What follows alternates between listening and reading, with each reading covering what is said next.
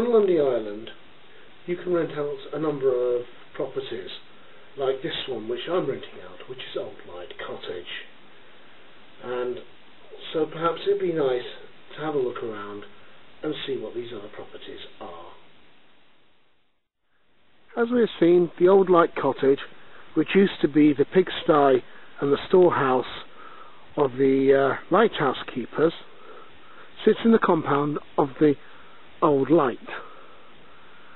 Now there are two other properties here in this compound, which used to be the cottages for the lighthouse keepers, Old Light Upper and Old Light Lower.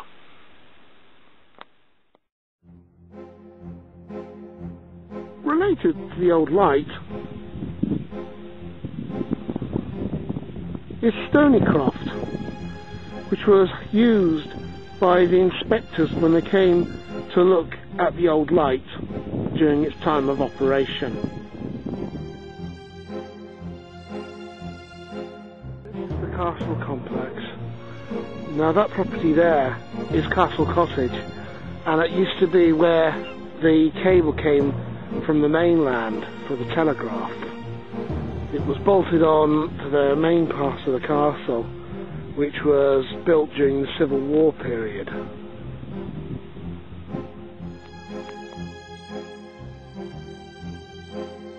These are the properties inside the castle, and there are three that you can rent from the Landmark Trust. Look around. This is Castle Keep North, Castle Keep East, and here is Castle Keep South.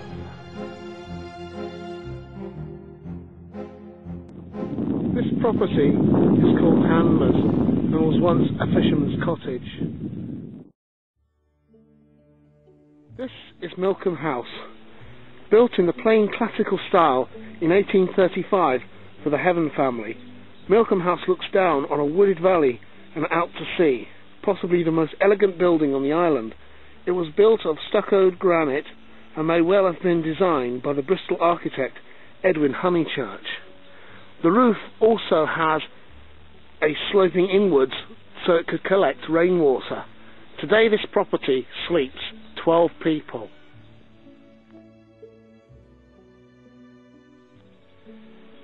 This property, or properties, is known as Bramble Villas, Bramble Villa East and Bramble Villa West. Now the Reverend Hudson Heaven built the original bungalow in 1893. Constructed in colonial style with its veranda facing east, it would not have been unfamiliar to the British living in India, Africa or Australasia.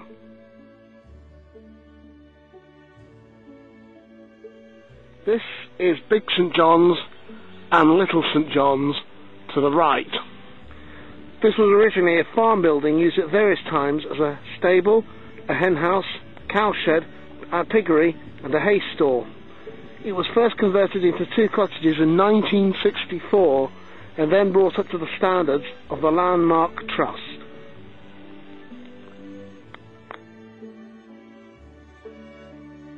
Next to the St John's properties is the old school, affectionately known as the Blue Bung, and it was here that they held Sunday school many years ago.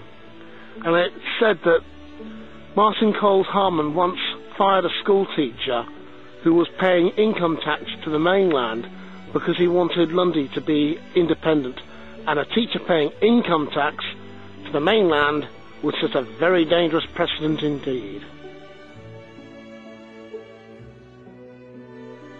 This is the old house, which was built by Sir John Borlase Warren, the young MP for Marlow who owned Lundy for 7 years towards the end of the 18th century.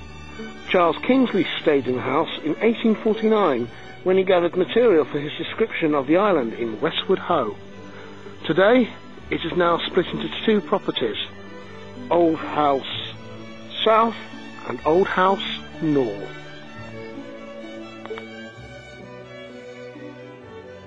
This is Square Cottage. Now when the south wing of the old house was demolished, the old kitchen with its upper rooms was left and repaired to become the Square Cottage, with a notable pyramid roof To the south and east it has spectacular views, particularly from the upstairs sitting rooms. This houses 3 people. Just down from the tavern and from the old house and square cottage is Government House. This used to house officials who worked on Lundy Island, but now it is one of the Landmark Trust properties that you can hire. This property is the other single person's property on the island, and is the radio room where the radio used to be housed when they contacted the mainland. The barn on the island is the nearest you'll get to a youth hostel.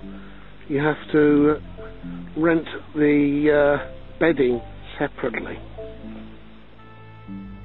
This time the barn has played host to students from Exeter University.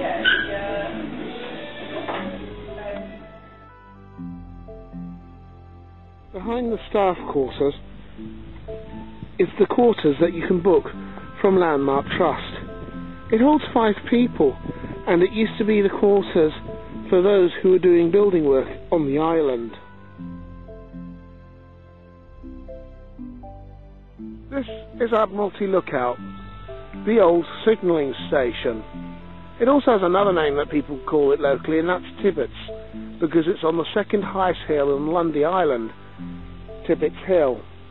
Now, of the properties, it is the furthest from the village, which means there's no electricity and you have to hand pump your water.